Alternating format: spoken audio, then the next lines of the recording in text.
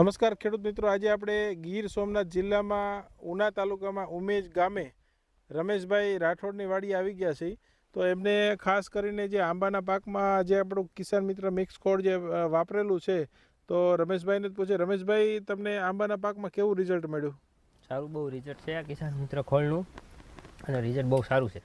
તમે powder form નાખ્યું હતું ને આપણે? હા, પાવડર ફોર્મ અચ્છા, તો કિસાન મિત્ર મિક્સ ખોળ વાપરવાથી આંબાનું આપણે જોયું છે કે એનું જે જવાણ છે, ખરવાળો ઓછો છે, અને જે ખાસ કેરીનું બંધારણ છે કે જે ફૂલ આવીને ખરી જતા હોય, તો એના માટે પણ ખાસ તમને કેવું લાગે છે? બરોબર છે કિસાન મિત્ર ખાતર વાપરવાથી? ઓકે. ડીઈપી કેવું કંઈ નાખો છો? બીજું ખાતર જ નથી વાપરેલું, બીજું કંઈ નથી નાખેલું.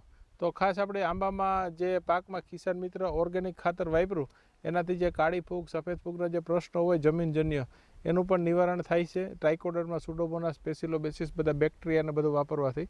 તો આ રીતે અન્ય ખેડૂતો પણ ઓર્ગેનિક ખેતી તરફ પ્રયાણ કરે. જય જવાન, જય કિસાન.